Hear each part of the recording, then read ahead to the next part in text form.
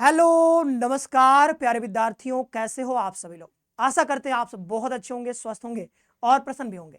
तो आज का ये वीडियो आप सभी के लिए बेहद खास होने वाला है, काफी इंपॉर्टेंट होने वाला है, क्योंकि इस वीडियो में हम बात करने जा रहे हैं आरआईएस के बारे में, यानी रीजनल इंस्टीट्यूट ऑफ एजुकेशन, क्षेत्रीय शिक्षा संस्थानों के बारे में हमारे बात करने वाले हैं, जहां से आप जो है बीएससी बीएड और बीए बीएड का कोर्स कर सकते हो और आगे चल करके एक बेहतरीन टीचर बन सकते हो। देखिए, ये जो आरआई है आपके लिए बेस्ट रहता है। क्यों? क्योंकि यहां पर आपको लगभग 100% प्लेसमेंट भी मिलता है, मतलब यहां पर ऑन कैंपस प्लेसमेंट होता है, यहां पर प्लेसमेंट सेल होता है, तो प्लेसमेंट यहां पर लग जाता है। जैसे आप 4 साल यहां पर पढ़ते हो, उसके बाद आपको यहां पर प्लेसमेंट में लग जाता है। प्लेसमेंट कितने का लगता है, कैसे लगता है, वो भी आपको आगे बताएंगे। काफी सारी चीजें हम शेयर करने वाले हैं। 2023 में जब ये पहली बार आया था एनसीटी, तब से हम तैयारी करवा रहे हैं एनसीटी के लिए, बच्चों को गाइड कर रहे हैं। आज जो है 4 साल हो चुका है एनसीटी में काम करते हुए, तो वो सारी चीजें बताएंगे जो शायद आपको नहीं पता होगा या फिर और कोई शायद आपको नहीं बता पाएगा। तो बहुत जो है भीतर की चीजें, बहुत इंपॉर्टेंट बातें, छोटी छोटी बातें लेकिन अच्छी बातें, जो काम की बातें, वो सब कुछ यहाँ पर आपको बताने वाले हैं। आरआई देखिए, कई बार क्या करते हैं कुछ बच्चे, आईआईटी में जिनको एडमिशन मिलता है वो भी छोड़ करके आरआई में एडमिशन लेते हैं। क्यों भाई? क्योंकि आरआई जो है एनसीईआरटी दिल्ली जैसा बताया कि ये संचालित करती है और ये मेनली फोकस्ड होता है। ये जो कॉलेज, ग्रुप ऑफ कॉलेजेस है, ग्रुप ऑफ इंस्टीट्यूट्स है, ये मेनली फोकस करते हैं टीचर्स ट्रेनिंग के ऊपर। तो इनका मेन फोकस होता है कि भाई बेहतरीन टीचर हमें बनाना है।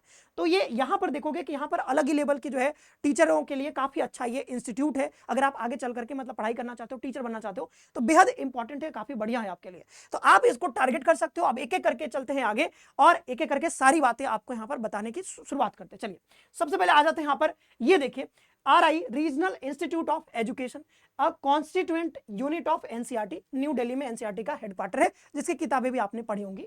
तो ये जो है, अब देखिए, इसमें आरआई की जब बात करते हैं तो ये मैंने बताया कि ग्रुप ऑफ इंस्टीट्यूट है।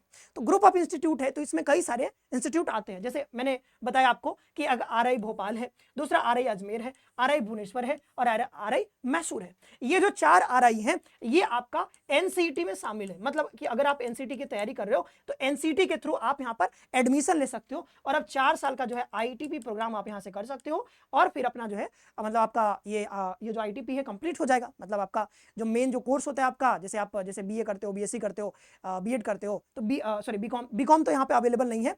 तो यहाँ पर जो है बीएससी के साथ आपका बीएड भी हो जाएगा। तो 4 साल में ये आईटीपी का कोर्स आपका यहाँ से कंप्लीट हो जाएगा। अच्छा, कुछ अदर यूनिट्स भी हैं, जैसे कि हमने बात किया 4, तो ये मेन हो गए, मेन कैंपस हो गए। लेकिन कुछ अदर है, जैसे कि ये जो है NERIE शिलोंग में लोकेटेड है, एक नेल्लोर में लोकेटेड है। तो ये 2 और भी हैं, लेकिन यहाँ पर एनसीटी के थ्रू यहाँ पर कोर्स नहीं होता है। ठीक है, एनसीटी के थ्रू नहीं होता है, तो आप इनकी तैयारी नहीं कर रहे हो, बट ये जान लो कि हाँ कुछ और भी कैंपसेस इसके हैं। ये 4 मेन कैंपस है ये जो आपका आरआई के लिए, और यहाँ पर ये चारों में जो है आपको एनसीटी के थ्रू कोर्सेज देखने को मिलेंगे। आगे जानेंगे और डिटेल में। ठीक है, अब ये जानते हो teacher education and school education पर यहाँ पर मेन फोकस रहता है आईटीपी प्रोग्राम का। और जो है यहाँ पर आपको अकेडमिक बहुत बढ़िया यहाँ पर चीजें देखने को मिलती है, एजुकेशनल सिस्टम ये सब काफी बढ़िया है। ठीक है, अब देखें कि ये देखें एनसीईआरटी के अंदर ये आता है 4, मैंने बताया कि भाई 4 है। ठीक है, 4 है। ये आप देख सकते हैं, ये एआई का इमेज है। अभी मैं असली इमेज भी आपको दिखाऊंगा। ये 2 अलग सेंटर्स हैं, आपने देखा यहाँ पे। चलिए आगे बढ़ते हैं, लेकिन उससे पहले अगर आप आरआई में एडमिशन लेना चाहते हो, चाहे वो आरआई भुवनेश्वर हो, आरआई अजमेर हो, चाहे वो आरआई जो है मैसूर हो, चाहे आरआई भोपाल हो, किसी भी आरआई में अगर आप पढ़ना चाहते हो, एक बेहतर टीचर बनना चाहते हो आगे चल करके, तो आप हमारे इस बैच में जुड़ सकते हो। देखो, हजारों बच्चों का पहले यहाँ से पढ़ के सिलेक्शन हो चुका है। 2023 से ही हम लोग तैयारी करवा रहे हैं। अगर आप चाहते हो इस बार 2027 में एडमिशन लेना, तो आप जो है हमारे इस बैच में जुड़ सकते हो। बहुत एक्सपीरियंस फैकल्टी आपको पढ़ा रहे हैं इसमें। ठीक है, तो ये जो श्योर सिलेक्शन बैच है, इसमें बीए बीएड हो और बीएससी बीएड, क्योंकि आरआई में ये दोनों ही कोर्स आपको देखने को मिलता है। बीकॉम बीएड यहाँ पे नहीं अवेलेबल है, सिर्फ 2 ही है आरआई में। ठीक है, तो आप ये दोनों बैचेज आप ले सकते हो। बीकॉम की भी तैयारी करना चाहते हो वो भी आप कर सकते हो। ये सारे कोर्सेज अवेलेबल है। ये पहला बैच है हमारा और अभी क्लासेस चल रही हैं, तो आप इसमें जुड़ सकते हो। और अभी इसमें जो है डिस्काउंट भी चल रहा है, तो आप एक बार बात कर लीजिएगा। इस नंबर पे सीधा प्ले स्टोर पे जाना है, वहां से ये प्ले स्टोर पे सीयूटी कॉन्सेप्ट डाउनलोड करना और वहां से आप ये जो हमारे साथ जुड़ सकते हो। चलिए आगे बढ़ते हैं। ये देखिए, थोड़ा सा मैं आपको टूर करवा देता हूँ, ऑनलाइन ही थोड़ा टूर कर लीजिए। ये देखिए, आरआई भोपाल है, यहाँ पे मैं जा चुका हूँ, घूम चुका हूँ। आगे आने वाले समय में हम लोग आरआई भुवनेश्वर भी जाने वाले हैं। आरआई जो है आपका जो मैसूर है, आरआई अजमेर, वहां भी जाएंगे। लेकिन अभी के लिए हमारा जो पहला टूर था ये हमारा यहाँ पे हो चुका है। हम लोग यहाँ पे गए और जो बच्चे हैं यहाँ पे जो पहले से सीयूटी कॉन्सेप्ट में एनसीटी कॉन्सेप्ट में यहाँ से पढ़ाई करे थे और उन्होंने यहाँ पर एडमिशन लिया है, कई सारे छात्रों ने, छात्राओं ने, उनसे हमारी मुलाकात हुई, बातचीत हुई और काफी अच्छा लगा यहाँ पर जाकर के। ये देखिए, ये तो मतलब शायद ये मेन गेट है। ठीक है, और इधर जो है इनका ग्राउंड है और ये जो है विद्या निकेतन करके ये हॉस्टल है, ऐसा करके बहुत सारे हॉस्टल है। एक ध्यान रखिएगा, ये स्टेम पार्क यहाँ पे आपको देखने को मिलता है आरआई भोपाल में। जब आप एडमिशन लोगे तो ये जो है science, technology, engineering, arts and mathematics, तो ये जो है स्टेम का नाम सुना होगा, इसमें स्टीम आप इसको पढ़ सकते हो, ठीक है। इसमें आर्ट्स भी आ जाता है। तो ये जो पार्क है, ऐसा मत सोचो कि ये घूमने वाला पार्क है जैसे आप जनरल पार्क देखते हो शहरों में, वो वाला पार्क नहीं है। ये ऐसा पार्क है जहां पर आप एक्चुअल मतलब कि लाइव जाकर के आप पढ़ाई करते हो, मतलब जो प्रैक्टिकल फील्ड होता है ना, फील्ड पे जाकर पढ़ाई करना, तो वो चीज आप यहाँ पे करते हो। ये खासकर साइंस वाले स्टूडेंट के लिए काफी ज्यादा फायदेमंद है। तो यहाँ पर आरआई भोपाल की एक खास बात है कि यहाँ पर आपको एक अलग से लैब मिलता है भाई, बड़ा सा एक लैब है, उसमें जाकर के आप जो है टीचर्स आपको बढ़िया से सिखाते हैं। प्रैक्टिकल जो प्रैक्टिकल चीजें होती हैं खासकर साइंस वालों के लिए, वो सब कुछ इसमें आपको देखने को मिलता है। और आर्ट्स वालों के लिए भी, मतलब क्लास के बाहर कैसे क्या करना है, कैसे ट्रेनिंग होती है टीचर्स की, वो सब आपको यहाँ पे करवाया जाता है, ठीक है। तो आरआई भोपाल के बारे में थोड़ा सा खास बात है, ये मैंने बता दिया। ये शायद ऑडिटोरियम है और ये थोड़ा बहुत मतलब हॉस्टल का ही कुछ है, ठीक है। तो ये आरआई भोपाल रहा। आगे थोड़ा मैं आपको टूर करवा देता हूँ आगे भी। जैसे ये क्षेत्रीय शिक्षा संस्थान है, ये आपका आरआई भुवनेश्वर है। तो आरआई भुवनेश्वर का आप देख सकते हो, यहाँ पे सनफ्लावर आपको काफी देखने को मिलते हैं। ये जो है अलग अलग प्रकार, मतलब अलग अलग मैंने फोटोज यहाँ पे लगा दिए हैं, ये गूगल से ही हमने लिया है, ठीक है। ये ग्राउंड है शायद, ये भी कुछ है, ये सड़क है, ये सब आप देख ही रहो, ठीक है। ये मेन गेट है शायद वाला क्षेत्रीय शिक्षा संस्थान जहाँ पे लिखा हुआ है, ये ऑडिटोरियम है शायद। आगे बढ़ते हैं, आरआई भुवनेश्वर के बाद हम चलते हैं आरआई अजमेर में। तो आरआई अजमेर जो है आपको पता है कि ये जो है राजस्थान में पड़ता है। आरआई अजमेर में अरावली हिल्स आपको देखने को मिल जाएगा। यहाँ पे कहाँ गए भाई अरावली हिल्स, ये देखो। तो ये जो है ना अरावली हिल्स के बीच में ही है, मतलब अरावली हिल्स जो लोकेटेड है, जहां पे आप जानते हो अरावली का नाम आपने सुना होगा, तो ये उसी के बीच में फैला हुआ है। और इसके जस्ट सामने जहां पर ये आपका कैंपस है, उसके जस्ट सामने एक लेक है, अन्ना सागर लेक आप इसको कहते हो। और ये अन्ना जी ने बनवाया था, अन्ना जी चौहान ने, जो पृथ्वीराज चौहान का नाम आपने सुना होगा, उन्हीं के दादाजी थे, उन्होंने बनवाया था। तो ये आपने देख लिया। इसके बाद रीजनल इंस्टीट्यूट ऑफ एजुकेशन, ये जो है मैसूर की खास बात यह है कि इनका जो इंफ्रास्ट्रक्चर है भाई, वो बहुत खतरनाक है, मतलब कि बहुत मॉडर्न आपको लगेगा कि ये तो मतलब अलग ही लेवल का है। तो आपको यहाँ का इंफ्रास्ट्रक्चर काफी पसंद आने वाला है, काफी मजा आने वाला है। तो ये जो है काफी मतलब सुंदर भी लगता है और नया भी लगता है काफी। तो ये जो है मैसूर है। आगे बढ़ते हैं, अब चलते हैं कि करके यहां पर बात कर लेते हैं। देखिए, जब हम एनसीटी की बात करते हैं तो आपको पता है कि ये न्यू एजुकेशन पॉलिसी के तहत आया हुआ है। पहले सिस्टम हुआ करता था कि भाई आप यहाँ पर 10+2 वाला सिस्टम आपने पढ़ा होगा, ठीक है, 10+2 हमारे स्कूल सिस्टम चलता था। अब वो सिस्टम बदल चुका है, तो अब यहाँ पे अलग सिस्टम आ चुका है। तो इसमें क्या होता है कि अब जो है न्यू एजुकेशन सिस्टम में आपको ये 4 ईयर का प्रोग्राम देखने को मिलता है। जैसे कि अब पहले जो यूजी हमारा हुआ करता था, ग्रेजुएशन का, अंडर ग्रेजुएशन जो हम करते थे 3 साल का होता है, जैसे मैंने 3 साल का किया है, लेकिन अब क्या हो गया है, अब वो 4 साल का हो गया है। तो उसी के तहत ये आया हुआ है। तो इसमें जो है 4 साल का आपका इंटीग्रेटेड प्रोग्राम होता है। और इसमें क्या होता है कि डुअल डिग्री आपको मिलता है, मतलब डुअल मेजर डिग्री प्रोग्राम ही है। इसमें एक तो आपको मतलब जो आप पढ़ते हो, इस आपका स्पेशलाइजेशन होता है, जो भी जैसे बीए है, बीएससी है, उसमें आपका स्पेशलाइजेशन होता है। साथ ही साथ आपको बीएड, यानी कि एक जो डिग्री हम अलग से करते थे पहले, वो आपको इसी में इंक्लूडेड मिल जाता है। मतलब बीएड कर सकते हो, बीएससी बीएड, तो इंक्लूड हो गया, दोनों साथ में इंटीग्रेट कर दिया इन्होंने। तो ये इंटीग्रेटेड प्रोग्राम है। तो इसमें सब्जेक्ट स्पेशलाइजेशन तो आपका होता ही है। जैसे मेरा स्पेशलाइजेशन आप कह सकते हो कि भाई मेरा ज्योग्राफी हिस्ट्री मैंने पढ़ा था, पॉलिटी पढ़ा था, ज्योग्राफी ऑनर्स था मेरा। तो वैसे ही एक यहाँ पर मेजर सब्जेक्ट आपको चुनना होगा, उसके साथ माइनर भी रहेगा ऑफ कोर्स, और साथ में आपका प्रोफेशनल एजुकेशनल आपको मिल जाएगा, मतलब बीएड का डिग्री भी मिल जाएगा। तो ये 2 चीज आपको हो जाता है। ध्यान रखिएगा कि जो आरआई की जब बात करते हैं तो यहाँ पर मिडिल स्टेज देखने को मिलता है और सेकेंडरी स्टेज देखने को मिलता है। अब आपके मन में आएगा कि सर ये मिडिल स्टेज और सेकेंडरी स्टेज क्या होता है, अभी आगे बता देंगे। अच्छा, आगे जो है यहाँ पर अगर देखें तो ये जो डिग्री है आपको 4 ईयर का मिलता है। पहले क्या होता था कि पहले आप यहाँ पे मतलब पहले 3 साल का ग्रेजुएशन करते थे, फिर 2 ईयर का बीएड करते थे। अब क्या है कि अब 4 साल का आप कोर्स करोगे, इसमें आपका बीएससी भी हो जाएगा और बीएड भी हो जाएगा। तो 4 साल में ही दोनों कोर्स आपका यहाँ पर हो जाएगा, बीए बीएड हो, बीएससी बीएड हो। अब समझ लेते हैं कि ये स्टेज का क्या मतलब है। स्टेज का मतलब ये है, आप पहले से जानते हो सकता है, सबसे यहाँ पर पहला जो स्टेज होता है वो होता है आपका फाउंडेशनल स्टेज, जिसमें आप क्लास 2 तक के बच्चों को पढ़ाते हो, ठीक है, 1 और 2। इसके बाद अगला होता है प्रिपरेटरी स्टेज, जिसमें आप 3 से 5 तक का, मतलब प्राइमरी वाला हो गया। फिर जो है मिडिल में कहते हैं, मिडिल में जो 6 से 8 तक आप पढ़ाते हो। इसके बाद आपका आता है सेकेंडरी। तो जो आरआई है, आरआई में ये 2 लेवल का यहाँ पर आपको कोर्स देखने को मिलता है। पहला होता है मिडिल स्टेज, तो मिडिल स्टेज सिर्फ आरआई भुवनेश्वर में अवेलेबल है और कहीं भी अवेलेबल नहीं है। बाद बाकी जो 3 बचे हमारे पास, उन तीनों में सेकेंडरी स्टेज अवेलेबल है, केवल और केवल सेकेंडरी स्टेज। तो सेकेंडरी स्टेज चारों में देखने को मिलेगा, मिडिल स्टेज सिर्फ एक ही जो है आरआई में देखने को मिलेगा, वो है आरआई भुवनेश्वर। तो ये जो है इसका मतलब सेकेंडरी का मतलब है कि 9 से 12 तक के बच्चों को आप पढ़ा सकते हो। आगे बढ़े अगर, अब देखते हैं कि ये देखिए आरआई भोपाल है, ये मैंने बता दिया आपको आरआई भोपाल के बारे में। ये है कि यहाँ पर सेकेंडरी स्टेज आपको देखने को मिलेगा। और अगला है ये आरआई भोपाल में श्यामला हिल्स पे है, तो काफी बढ़िया लोकेशन है क्योंकि मैं यहाँ पे घूम चुका हूँ। आगे बढ़ते हैं, अगला जो है यहाँ पर, अगला है आपका आरआई अजमेर, तो आरआई अजमेर का मैंने बताया कि सामने लेक है, अन्ना सागर लेक के बारे में बताया था, ये यहाँ पे लिखा भी हुआ है। सेकेंडरी स्टेज का कोर्स यहाँ भी देखने को मिलता है, बीएससी बीएड और बीए बीएड, यहाँ भी आपको बीएससी बीएड और बीए बीएड देखने को मिलेगा। अगला जो है भुवनेश्वर उड़ीसा, जो आरआई भुवनेश्वर है, यहाँ पे आपको जो मिलता है मिडिल स्टेज भी मिलता है और सेकेंडरी स्टेज। तो एक ही ऐसा आरआई है जहां पर मिडिल स्टेज और सेकेंडरी स्टेज दोनों है, बाद बाकी जगह सिर्फ और सिर्फ सेकेंडरी स्टेज। यहाँ पर टोटल 200 सीट है, सीट के बारे में से अभी हम बात करेंगे। यहाँ पे ध्यान रखिएगा कि एक जो स्ट्रिक्ट रूल यहाँ पे इन्होंने बना रखा है 90% अटेंडेंस का। देखिए जब ये आप प्रोग्राम करते हो तो मान के चलना कि आपको अटेंडेंस देना पड़ेगा, मतलब मान के चलो कि 100% अटेंडेंस है, आप अटेंडेंस नहीं लगाओगे तो फिर आपको प्रॉब्लम होगा, ठीक है। तो आपको अटेंडेंस लगाना है, क्योंकि प्लेसमेंट में आपको हो सकता है दिक्कत आए, तो आपको बहुत सारी जगह दिक्कत आ सकता है, तो आपको तो अटेंडेंस छोड़ना ही नहीं, मतलब बढ़िया अटेंड करना है, सारे क्लासेस अटेंड करनी है। और यहाँ पे 90% का रूल है। जनरली हमने देखा है कि भाई 75% 80% का होता है, लेकिन यहाँ पे 90% का आरआई भुवनेश्वर में यहाँ पे लगाया गया है। फिर आरआई मैसूर जो कर्नाटक में है, ये साउथ इंडिया में है और उधर के स्टेट्स के लिए ही है, ठीक है। यहाँ पे डोमिसाइल जरूरी होता है, अभी आगे देखेंगे। अब ध्यान रखना कि ये जो 4 ईयर का हम बता रहे हैं ना, यहाँ भी सेकेंडरी स्टेज का है। अच्छा ध्यान रखना ये वाली बात जो ये है कि यहाँ पे कुछ और भी प्रोग्राम्स होते हैं, जैसे 2 ईयर का भी यहाँ पे बीएड होता है, ठीक है। 2 ईयर का भी बीएड होता है, जैसे यहाँ पे देखो ये एमएससी, ये जो आप देख रहे हो ना एमएससी एड, मतलब एमएससी के साथ जो है आपका एमएड भी हो जाता है, ये 6 साल का होता है भाई, इंटीग्रेटेड है एमएससी में। तो ये इंटीग्रेटेड, ये 6 साल का प्रोग्राम हो जाता है। और लेकिन ये वाला जो प्रोग्राम है, ये एनसीटी के थ्रू यहाँ पर एडमिशन आप नहीं ले सकते हो, एनसीटी के थ्रू आप एडमिशन, इसके लिए अलग एग्जाम्स होते हैं। उसी तरीके से जैसे आप देखें यहाँ पर और भी प्रोग्राम्स होते हैं, जैसे यहाँ पर हमने बताया कि आपको आरआई भुवनेश्वर में, तो आरआई भुवनेश्वर में, आरआई अजमेर में शायद यहाँ पर कुछ अलग दूसरे कोर्सेज भी हैं, जैसे 2 साल का मैंने बताया, तो वो कोर्सेज के लिए आपको RIE CEE का एक एग्जाम देना होता है, जो कि भुवनेश्वर करवाती है, आरआई भुवनेश्वर करवाती है। तो RIE CEE का एग्जाम बाद में होता है, मतलब एनसीटी के बाद में होता है, उसके लिए भी हमारी बैचेज आती हैं बाद में, तो उसमें भी आप जुड़ करके RIE CEE के थ्रू आप जैसे 2 साल का करना चाहते हो, तो वो भी आप जो है कुछ कोर्सेज होते हैं जहां पर जा सकते हो, ठीक है।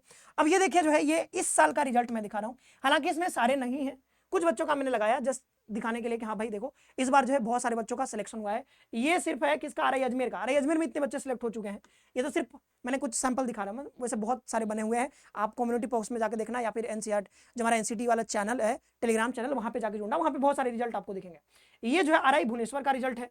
आप देखो भाई कितने बच्चों का यहाँ पर रिजल्ट हुआ है, ये देखें यहाँ पर कि ये जो है आरआई आपको दिखेगा, कहाँ गया आरआई, ये आरआई भोपाल के लिए, ठीक है, आरआई भोपाल में। और देखो जब भी जैसे ये अभी बच्चे इस बार सिलेक्ट हुए, अगली बार जब आप सिलेक्ट होगे, तो जैसे ही आप वहां पर सिलेक्ट होगे कैंपस में जाओगे, आप बताओगे कि आपने एनसीटी कॉन्सेप्ट से पढ़ाई करी थी, तो जैसे बताओगे तो आपके इतने मतलब हेल्प करने वाले मिल जाएंगे कि आपको कोई दिक्कत ही नहीं होगा उस कैंपस में, मतलब आरआई में कहीं भी किसी भी आरआई में जाओगे तो उतने पुराने बच्चे यहाँ से उतने पढ़ के जा चुके, आप बस को भी बताना है कि भैया हम आपके जूनियर है, हमने वहां से पढ़ाई करी थी, तो बस आपका हो गया, फिर आपको कोई समस्या वहां पे नहीं आने वाला है। आगे बढ़ते हैं, अब देखो चलो आगे बढ़ते हैं और भी चीजें बताते हैं आपको। ये देखिए यहाँ पे है स्ट्रीम वाइज एलिजिबिलिटी। देखिए ध्यान रखिए कि यहाँ पर जब आप बात करते हैं बीएससी की, ठीक है, जब बात करते हो बीएससी बीएड के लिए, तो ये सिर्फ साइंस स्ट्रीम वाले बच्चे ही जा सकते हैं, बीएससी बीएड में सिर्फ साइंस वाले जा सकते हैं। लेकिन जब बात करेंगे हम बीए बीएड के लिए, तो किसी भी स्ट्रीम के बच्चे जा सकते हैं। क्लास 12th में आपका कोई भी स्ट्रीम रहा हो, साइंस रहा हो, आर्ट्स रहा हो, बायोलॉजी रहा हो, ठीक है, कॉमर्स रहा हो, बीए में जा सकते हो। लेकिन इसमें यानी कि बीएससी बीएड में जाने के लिए आपके पास साइंस होना जरूरी है, और क्लास 12th में आपके पास ऐसे सब्जेक्ट जैसे फिजिक्स, मैथमेटिक्स, ये सब होना चाहिए। और साइंस वाले ग्रुप में आपके पास पता है कि ये सब होना चाहिए, फिजिक्स, केमिस्ट्री, बायोलॉजी, और इसमें तो कोई भी जा सकता है बीए बीएड में। अब आगे देखें एंट्रेंस एग्जाम रिक्वायरमेंट। ध्यान रखना है कि एनसीटी में टोटल 7 सब्जेक्ट्स होते हैं, और 7 में 7 लेना जरूरी है, मतलब सातों सब्जेक्ट आपको लेना जरूरी है, और सातों सब्जेक्ट में अपीयर होना जरूरी है। मतलब ये देखो क्या लिखा है कि अपीयरिंग इन एनसीटी, ये तो मैंडेटरी है ही, और सब्जेक्ट का रूल ये कहता है कि ये जो है must appear and attempt all 7 papers. बहुत इंपॉर्टेंट बात है कि भाई आपको सातों के सातों पेपर अटेम्प्ट करना जरूरी है। अगर आप अटेम्प्ट नहीं करोगे, सपोज करो कि आपने केमिस्ट्री लिया था, केमिस्ट्री लिया एज अ डोमेन, आपने जो भी 6 और टेस्ट पेपर थे उसमें तो अटेम्प्ट किया, उसमें बढ़िया अंक लाए, लेकिन केमिस्ट्री में आपने एक भी क्वेश्चन अटेम्प्ट ही नहीं किया, छोड़ दिया, तो अगर आपने छोड़ दिया तो आपका सिलेक्शन नहीं होगा, फिर दिक्कत में फंस जाओगे। तो आपको अटेम्प्ट करना जरूरी है, माइनस में भले आ जाए कोई दिक्कत नहीं है, माइनस में आने दो, लेकिन अटेम्प्ट करना जरूरी है। कम से कम एक क्वेश्चन एग्जामिनेशन में अटेम्प्ट करके आना जरूरी है, नहीं तो फिर आपका एडमिशन नहीं होगा। आप भले ही मान लो कि जो 6 बच्चे हैं आपके पास टेस्ट पेपर, उसमें आप मिला करके 6 में बहुत अच्छा स्कोर कर रहे हो, 400 प्लस ले आ रहे हो, लेकिन आपने एक टेस्ट पेपर आपने केमिस्ट्री को छुआ ही नहीं, उसमें अटेम्प्ट ही नहीं किया। अटेम्प्ट नहीं करोगे तो दिक्कत हो जाएगा, अटेम्प्ट करना जरूरी है, ठीक है। डोमेन मैपिंग रूल आप ध्यान रखिएगा कि you can choose as your major subject in RI only the domain subject that you have taken in NCT. मतलब बात यह है कि अगर आपको मेजर सब्जेक्ट चुनना है, जैसे मान लो कि आरआई में मैं मेजर पॉलिटी लेना चाहता हूँ, पॉलिटिकल साइंस लेना चाहता हूँ, तो मुझे अगर पॉलिटिकल साइंस लेना है एज अ मेजर, तो एनसीटी के एग्जाम में मेरे पास पॉलिटिकल साइंस होना चाहिए। इसीलिए कई बच्चे जो साइंस स्ट्रीम से होते हैं लेकिन उनको बीए बीएड करना होता है, मान लो आरआई से बीए बीएड में एडमिशन लेना है, तो उनको फिर स्विच करना पड़ता है। मतलब जैसे अगर आपको मान लो आरआई से ज्योग्राफी मेजर में आपको करना है बीए बीएड, तो आपको क्या करना होगा कि यहाँ पे यानी एनसीटी की तैयारी जब करोगे तो एनसीटी में आपको ज्योग्राफी लेना पड़ेगा, geography as a domain choose करना पड़ेगा, नहीं तो फिर आप नहीं ले पाओगे एडमिशन। ठीक है, तो वो वाला जिस मेजर में आपको पढ़ाई करना है आरआई में, वो वाला सब्जेक्ट जो है आपको as a domain subject NCT में चुनना जरूरी है। ठीक है, और ये कह रहा है कि अपीयर टू, मतलब ये जो है 7 टेस्ट पेपर में अगर आप नहीं अपीयर होते हो, अटेम्प्ट नहीं करते हो, तो फिर आपका हो गया, फिर आपका एडमिशन हो ही नहीं पाएगा। गैप ईयर का रूल मैं आपको बता देता हूं। देखिए गैप ईयर का रूल है, यहाँ पर 3 ईयर का रूल चलता है। गैप ईयर में ये है कि अगर आप 2027 के लिए, जैसे कि अगर एडमिशन लेना चाहते हो, 2027 में आप एडमिशन लेना चाहते हो आरआई में, तो रूल ये कहता है कि 2025, 2026 और 2027, अगर आप 2025 में, 26 में, 27 में पास आउट हो, 27 में तो अभी आप होगे, मतलब अभी पढ़ रहे हो तो 27 में होगे, तो 27 में होगे या फिर 26 में हुए थे या 25 में हुए थे, तो आप एलिजिबल हो। लेकिन कोई बच्चा अगर 2024 में पास हुआ है, 2023 में पास हुआ है, तो वो फिर इसमें एडमिशन नहीं ले पाएगा, मतलब आरआई के लिए वो एलिजिबल नहीं है। समझ में आ गया? और क्लास 12 तो पास होना ही चाहिए, वो तो जानते ही हो।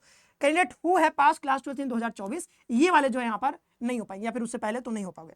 ठीक है, देयर इज नो सच जो है passing year restriction for 2 year BEd MEd. मैंने बताया कि यहाँ पे 2 ईयर का बीएड एमएड भी होता है, लेकिन उसके लिए अलग एग्जाम होते हैं। जैसे मैंने बताया कि आरआई सीडब्ल्यू के थ्रू यहाँ पर कई सारे आरआई में एडमिशन होता है, तो ये जो है आपके लिए नहीं है। वो अगर आप बाद में आरआई सीडब्ल्यू की तैयारी करना चाहते हो तो वो उस समय आपको बताएंगे। आगे देखें हम, तो ये जो है क्वालिफाइंग एग्जामिनेशन है कि 50% आपके पास मार्क्स होने चाहिए जनरल, ओबीसी, ईडब्ल्यू के लिए। एससी एसटी पीडब्ल्यू के 45% मार्क्स आपके पास होना चाहिए आपके ग्रेजुएशन में। आगे बढ़े, आगे बढ़ते हैं, आगे देखते हैं यहाँ पर भाई, चलिए आगे बढ़ते हैं। ये देखिए आगे है रीजनल, यहाँ पर कुछ लिमिट्स है। देखिए RI seats are divided based on state quotas. तो यहाँ पर भाई कोटा होता है। ये कहते हैं कि भाई जैसे आरआई मैसूर है, तो अगर आपको आरआई मैसूर में लेना है एडमिशन, तो यहाँ पे डोमिसाइल का चक्कर होता है। चक्कर क्या है कि अगर आप आंध्र प्रदेश से, कर्नाटक से, केरला से, तमिलनाडु से, तेलंगाना से, यूनियन टेरिटरी पौंडीचेरी से, लक्षद्वीप से हो, तभी आप यहाँ पे एडमिशन ले पाओगे। मतलब साउथ इंडिया के जो स्टेट्स हैं और जो कुछ यहाँ पर यूनियन टेरिटरीज है, यही के बच्चे आरआई मैसूर में एडमिशन ले सकते हैं। अगर मैं, जैसे मैं यूपी का हूं, मैं चाहूं यहाँ पर एडमिशन लेना, वैसे तो मतलब अब तो मतलब गैप हो चुका है मेरा क्लास 12 के बाद, तो वैसे भी मेरा एडमिशन नहीं होगा। मान लो कि गैप ईयर का चक्कर नहीं रहता, तो अगर मैं चाहता भी तो मेरा एडमिशन यहाँ पे नहीं हो पाता। क्यों? क्योंकि मैं यहाँ का हूं ही नहीं। मैं ना तो आंध्र प्रदेश से हूं, ना कर्नाटक, इधर से कहीं से नहीं हूं। तो यहाँ से अगर आप रहते तभी आप एडमिशन ले पाओगे। तो ये साउथ इंडिया के बच्चों के लिए आरआई मैसूर है। आरआई भुवनेश्वर में भी डोमिसाइल का है भाई। यहाँ पर ईस्टर्न और नॉर्थ ईस्टर्न स्टेट्स के बच्चे आ सकते हैं, जैसे उड़ीसा, वेस्ट बंगाल यहाँ पे बताया जा रहा है, तो सिर्फ यहीं के बच्चे आ सकते हैं। अगर जैसे मैं यूपी का हूं, मैं जाना चाहूं तो मुझे जो है आरआई भुवनेश्वर में एडमिशन नहीं मिलेगा। कोई दिल्ली का बच्चा जाना चाहता है, उसको भी नहीं मिलेगा आरआई भुवनेश्वर में। बात समझ में आ रहा है? फिर कह रहे कि आरआई भोपाल और अजमेर में, तो आरआई भोपाल और आरआई अजमेर में ऐसा कोई रूल नहीं है। यहाँ पर ऑल इंडिया कहीं से भी बच्चे आकर के एडमिशन ले सकते हैं आरआई भोपाल में और आरआई अजमेर में। लेकिन ध्यान रखिएगा कि ये बदल भी सकता है। जैसे ये इनका नाम ही है RI, regional institute of education, तो ये अपने रीजन वाइज फोकस करते हैं कि भाई हमारा जो रीजन है, जैसे आरआई मैसूर है तो वो आपको नॉर्थ में देखने को मिलेगा, भोपाल जो है मध्य में देखने को, बीच में, और ईस्टर्न के लिए भुवनेश्वर है, और साउथ के लिए आपने बताया कि आरआई मैसूर है। तो ये अलग अलग अपने अपने रीजन पे फोकस करते हैं। लेकिन इन्होंने अभी तक जो है सारे स्टेट्स के बच्चों को इन्होंने एडमिशन दिया है। लेकिन एक चीज मैं बता दूं कि इस बार नया नोटिस आया था, और इस नोटिस जब आया तो इसमें बताया गया कि जो है RI Bhopal restricted ITP, BSc BEd और BA BEd admissions only to specific regional domicile states, UTs like Madhya Pradesh, Chandigarh, Gujarat, Maharashtra and Goa. ठीक है, समझ में आ रहा है कि केवल और केवल इन्हीं स्टेट्स के बच्चे, मध्य प्रदेश, छत्तीसगढ़, गुजरात, महाराष्ट्र, गोवा। तो जैसे मैं यूपी का हूं तो मैं आरआई भोपाल में भी नहीं जा सकता। इस बार ऐसा नोटिस आया था, लेकिन बाद में बहुत इसका विरोध किया गया, और विरोध होने के बाद इन्होंने अपना जो है इस चीज को चेंज कर लिया। मतलब ये जो नोटिस आया था इसको इन्होंने वापस ले लिया, और इसमें जो है एनसीटी कॉन्सेप्ट का काफी जो है मेहनत रहा है, क्योंकि वहां के जो बच्चे थे उन लोगों से हमारी बात हुई, और बात होने के बाद कई सारे बच्चों को हमने वहां पर भेजा बात करने के लिए। ठीक है, यानी कि वहां के जो डीन है, प्रिंसिपल है, वहां पर जाकर के, मतलब डीन है जो, वहां पर बात हुआ, और तब जाकर के कई बच्चों ने वहां पर जो है जाकर के बात करी, और ऑनलाइन भी बहुत कुछ हुआ। उसके बाद जाकर के थोड़ा सा उनको पता चला ये बात, मतलब जब मीटिंग हो रहा था तो वो न्यूज हमारे पास थी कि हाँ आज मीटिंग हुआ है, और मीटिंग हुआ था, मीटिंग के बाद इन्होंने ऐसा डिसीजन लिया था, लेकिन बाद में ये डिसीजन इनको वापस लेना पड़ा। तो इस साल तो इन्होंने वापस ले लिया है, लेकिन इनकी प्लानिंग है कि ये हो सकता है कि अगले साल चेंज कर दें, क्योंकि इस साल इन्होंने चेंज कर दिया था, लेकिन बाद में विरोध हुआ तो इन्होंने चेंज किया, मतलब बाद में अपना नोटिस वापस ले लिया। लेकिन अगले साल हो सकता है कि जब इनका नोटिस आएगा, बुलेटिन आएगा, ब्रोशर रिलीज करेंगे ये, उसमें ये पक्का मुझे लग रहा है कि इस बार ये चेंज कर देंगे। ठीक है, हालांकि ये 100% श्योरिटी नहीं है, लेकिन ऐसा मुझे लग रहा है, क्योंकि इन्होंने इस बार किया था तो अगली बार तो ये पक्का करने वाले मतलब होंगे, करेंगे ही शायद, मुझे ऐसा लग रहा है। फिर भी जैसा भी आएगा आपको बताया जाएगा, लेकिन ध्यान रखना है कि अभी तक एडमिशन होता आ रहा है ऑल इंडिया, लेकिन चेंज हो सकता है, ध्यान रखना। इस बार चेंज हुआ था, वापस ले लिया। अब चलते हैं सीट के बारे में बात कर लेते हैं। देखिए सीट के बारे में अगर बात करते हैं तो यहाँ पे टोटल जो सीट है वो है 650, मतलब सबको मिला दोगे, 4 जो इंस्टीट्यूट है आपके रीजनल इंस्टीट्यूट जो एनसीटी में शामिल है, सबका मिलाकर के 640 सीट है। इसमें अगर बात करें आरआई भोपाल की, तो आरआई भोपाल में टोटल जो सीट देखने को मिलता है वो आपको देखने को मिलता है जो है, ये सेकेंडरी स्टेज है, आपको पता ही है।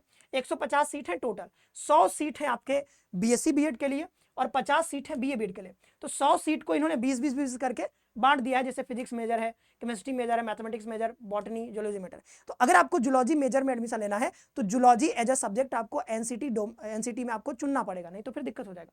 ठीक है, बीए बीएड में 50 सीट है तो इसमें भी अलग अलग बांट रखा है, आप देख लीजिएगा। अगला है आरआई अजमेर में, आरआई अजमेर में 150 सीट यहाँ भी, 100 बीएससी बीएड के लिए और 50 आपका बीए बीएड के लिए। आरआई भुवनेश्वर की बात करें तो यहाँ पे मिडिल स्टेज भी है, यहाँ पे सेकंड स्टेज भी है, मैंने बताया था पीछे। तो इसमें जो है मिडिल स्टेज सेकेंडरी से सब मिलाकर के टोटल 200 सीट है। बीएससी बीएड में 100 सीट है, मिडिल स्टेज में 50 सीट और 50 सीट सेकेंडरी स्टेज के लिए। बीए बीएड में भी 100 सीट है, 50 सीट मिडिल स्टेज और 50 सीट जो है आपका यहाँ पर सेकेंडरी स्टेज के लिए। और ये सब मेजर सब्जेक्ट है, जैसे ज्योग्राफी इंग्लिश, ये मेजर सब्जेक्ट दिए गए। ठीक है, ये जो है ये कह कि RI Bhubaneswar is only RI offering both middle and secondary stage, ये मैंने आपको पहले बता रखा है। और इसमें रिजर्वेशन भी होता है, आपको पता ही है। और ये जो है कुछ अदर यहाँ पे बताया जा रहा है कि 2 ईयर का बीएड कितने सीट है, तो वो इसके थ्रू होता नहीं है, तो अभी जान के क्या करोगे उतना। ठीक है, मिडिल स्टेज सेकेंडरी स्टेज ये मैंने बता दिया कि 2-2 स्टेज में आप एडमिशन ले सकते हो, बीए बीएड बीएससी बीएड। लेकिन आरआई मैसूर जो है कर्नाटका में ये लोकेटेड है, आपको पता ही है। ये जो यहाँ पर सेकेंडरी स्टेज है, इसमें भी 150 सीट है, 100 सीट बीएससी बीएड के लिए। अच्छा, इसमें क्या होता है कि ईडब्ल्यूएस कोटा होता है, 10% जो सीट होता है ईडब्ल्यूएस कोटा के लिए अलग से रहता है। फिर 50 सीट यहाँ पर 50 रेगुलर सीट है और ईडब्ल्यूएस कोटा है 10%। फिर एमएससी एमएड के लिए 6 ईयर का ये जो प्रोग्राम होता है, इसमें 66 सीट है, लेकिन इसका एडमिशन जो है एनसीटी के थ्रू नहीं होता है, तो उस पर अभी ज्यादा बात नहीं करते। आगे देखते हैं, अगला है एनसीटी स्कोर कैलकुलेशन कैसे होगा। देखिए एनसीटी का जो स्कोर कैलकुलेशन आपका होगा, 7 टेस्ट पेपर जोड़ दिया जाता है, मतलब 7 टेस्ट पेपर जो आपका होगा, 7 में जो इतना आप लेकर के आओगे वो आपको जोड़ दिया जाएगा और उसी से आपका मेरिट बन जाता है। ओके, तो जैसे आप देखें कि your total score is calculated by adding the marks obtained in all 7 subject attempted in NCT. ठीक है, तो ये जो लैंग्वेज है आपका लैंग्वेज 2 है, मतलब 2 लैंग्वेज और 3 आपका डोमेन होता है, टीचिंग एप्टीट्यूड और आपका जीटी होता है। तो ये 7 को जोड़ दिया जाता है, जितना नंबर लाओगे, और लगभग अगर 420 अगर आप स्कोर कर लेते हो, 420 से ज्यादा स्कोर कर लेते हो, मतलब 450 के आसपास, तो लगभग आप सेफ रहोगे, कोई मतलब रोक नहीं सकता, आपका एडमिशन यहाँ पे हो जाता है।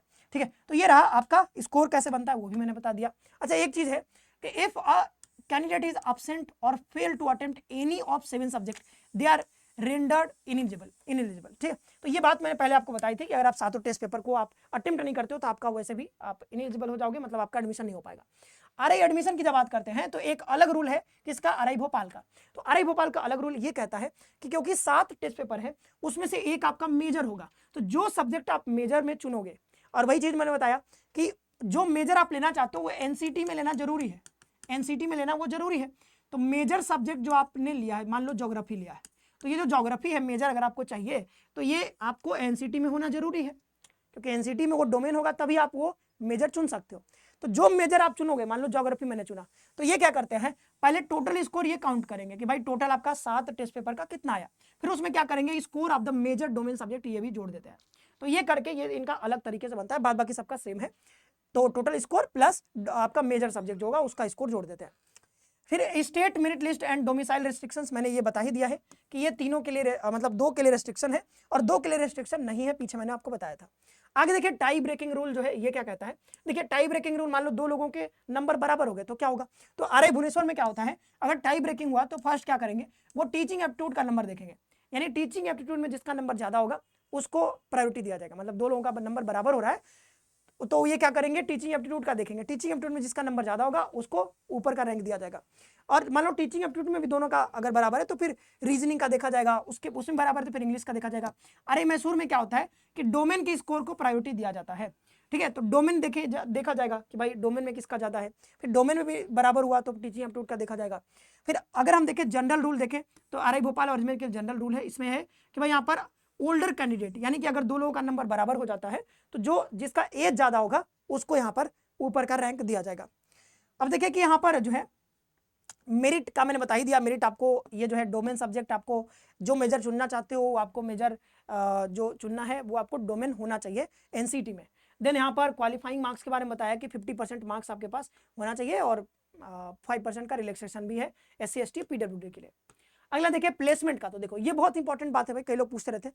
तो प्लेसमेंट यहाँ पर मतलब RI कहती है कि हम जो है 100% प्लेसमेंट देते हैं, 100% प्लेसमेंट हम देते हैं, ऐसा कहा जाता है RI के द्वारा।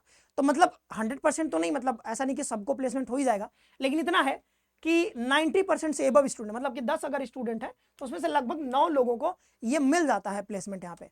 और प्लेसमेंट जो लगता है वो मतलब इनके अनुसार अगर देखोगे तो लगभग 20,000 के आसपास से लेकर के 40,000 भी यहाँ पर लग सकता है। ठीक है, तो ये जो है मतलब जैसे आप सोचो कि आजकल नौकरी कितना पाना कठिन हो गया है, आपको क्या करना है, सिर्फ RI में एडमिशन लेना है, बढ़िया से पढ़ाई करना है, और पढ़ाई करने के बाद आपको कहीं ना कहीं जैसे कहाँ कहाँ लग सकता है, तो ये देखो दिल्ली पब्लिक स्कूल के लिए DAV में लग सकता है, ठीक है, KB में, ठीक है, JNB में लग सकता है, आर्मी पब्लिक स्कूल में, और ये जो एक अगला है एटॉमिक एनर्जी जो है एजुकेशन सोसाइटी।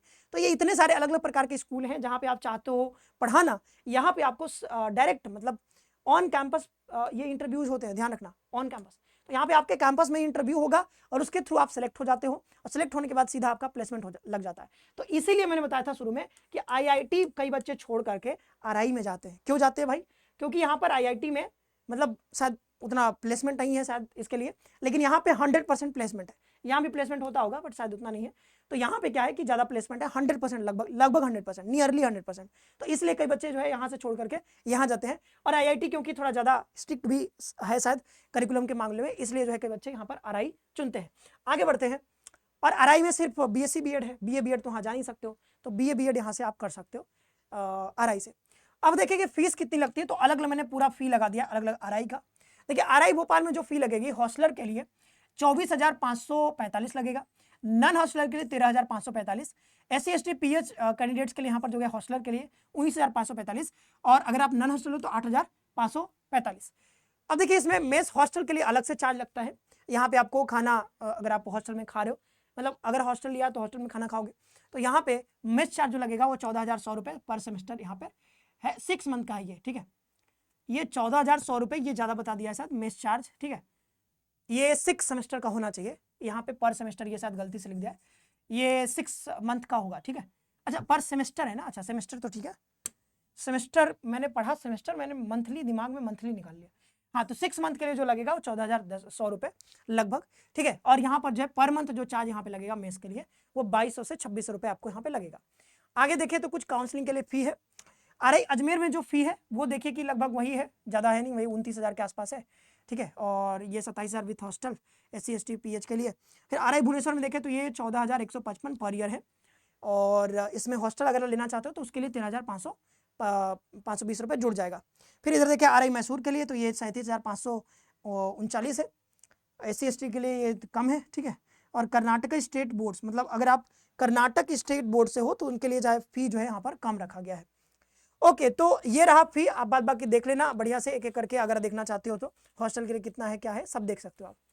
तो ये रहा RI के बारे में। देखो भाई, तो अगर आपको RI में एडमिशन लेना है, बढ़िया जो है बहुत बढ़िया संस्थान है, यहाँ से अगर पढ़ाई करना है तो आप जो है पूरी इन्फॉर्मेशन मैंने आपको दे दी है, कैसे क्या करना है हर एक चीज़ आपको बता दिया गया है। फिर भी अगर आप चाहते हो और डिटेल में जानना किसी RI के बारे में तो आप बताइएगा, मैं उससे अलग से वीडियो ले आऊँगा और फिर उस पर और डिटेल में हम लोग बात करेंगे। अभी के लिए जितनी जरूरी बातें थी वो मैंने आपको बता दिया है। अगर आप जो है यहाँ पर एडमिशन लेना चाहते हो तो आप हमारे इस बैच में जुड़ सकते हो, श्योर सिलेक्शन प्लस बैच में, यहाँ से तैयारी आप कर सकते हो। आज के लिए इतना रखते हैं, बहुत बहुत धन्यवाद, खुश रहिए, पढ़ते रहिए और अपना ख्याल रखिए।